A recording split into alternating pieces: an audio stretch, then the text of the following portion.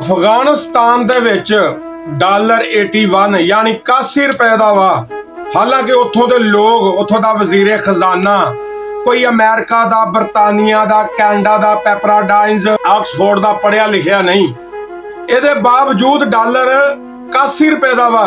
ਇੱਥੋਂ ਸਾਬਤ ਹੁੰਦਾ ਵਾ ਕਿ ਮੁਲਕੀ ਮਸ਼ੀਅਤ ਚਲਾਉਣ ਵਾਸਤੇ ਤਲੀਮ ਹੋਣਾ ਜ਼ਰੂਰੀ ਨਹੀਂ ਬਰਤਾਨੀਆ ਅਮਰੀਕਾ ਦੀ, ਮਗਰ ਈਮਾਨਦਾਰ ਹੋਣਾ ਜ਼ਰੂਰੀ ਆ।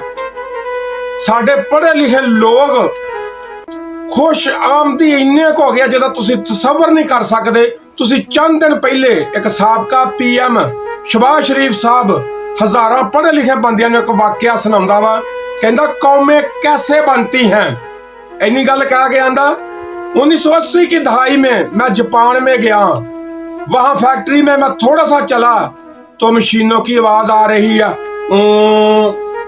फिर मैं कहना थोड़ा जा चलिया, फिर आवाज रही है। इसी तरह उन्हें 4 मरतबा यही लफ्ज रिपीट किए। उस तो बाद कहना कौमें ऐसे बनती हैं। तो साडे ऑक्सफोर्ड दे, बरतानिया दे पढ़े लिखे लोग वो अगों तालियां मारन रहे।